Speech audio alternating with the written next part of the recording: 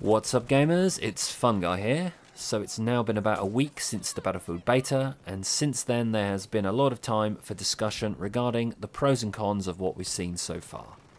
Now that the hype of the beta has died down, I thought it would be a good idea to go over my views on the beta, what I liked, what I loved, and one or two features that I feel could use some tweaking. So we'll start off with a general overview of how I feel it went, and just before we start, I'd like to remind you that if you like this video, please like the video, and if you want to see more informative content on Battlefield 2042, then please also consider subscribing to this channel. Now, the Battlefield beta, for those of you that didn't know, ran from the 6th of October till the early morning of the 10th of October, with the first 2 days being for early access users, and the remaining 2 days opening the game up for everyone else.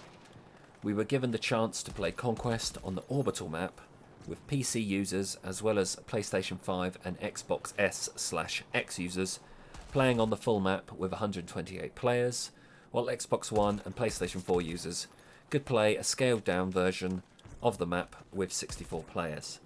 For me, I was on PlayStation 5 and my experience of the beta on the whole, I have to say, was pretty good. Aside from the obvious momentary glitches and occasional frame rate drops, I have to say I really enjoyed playing the beta. Let's break it down in a few different sections so I can talk about each aspect separately.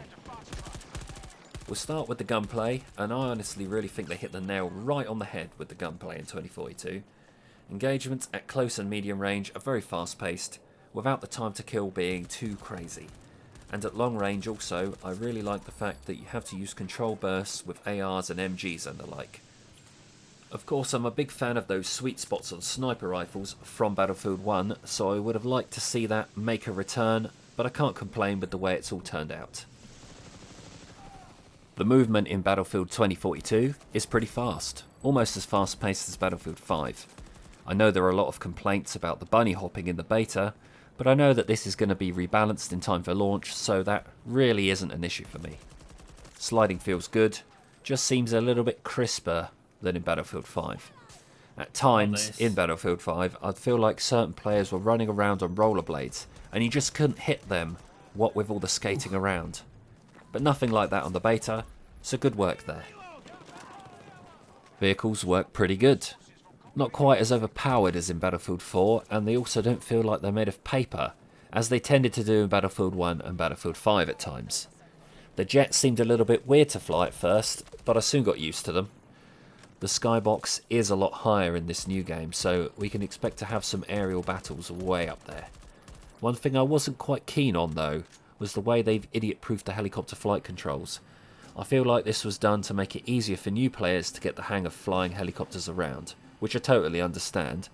However, as a more experienced pilot, I did actually find it more difficult to make some of the manoeuvres I'm used to being able to make in helicopters, so hopefully there's an option in the full game to revert it back to the classic controls. Fingers crossed. Of course, there was a whole host of bugs and glitches within the beta, and the internet was quick to pounce on those like a starving wolf. Got him.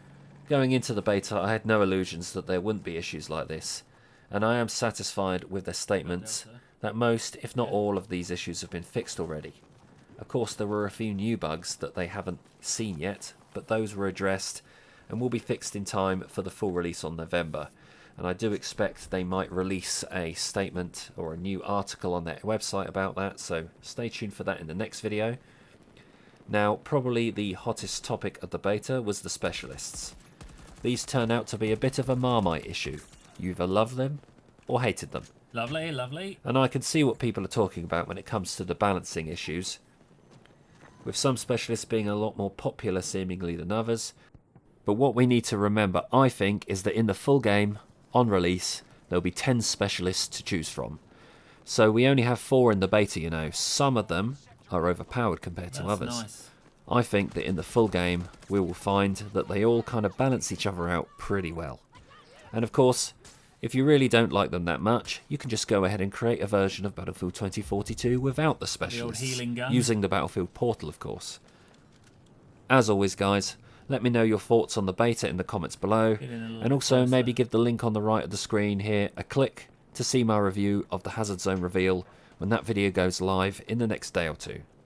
This was my Battlefield 2042 beta review, and I'll see you guys next time. Thanks for watching. Push over to this.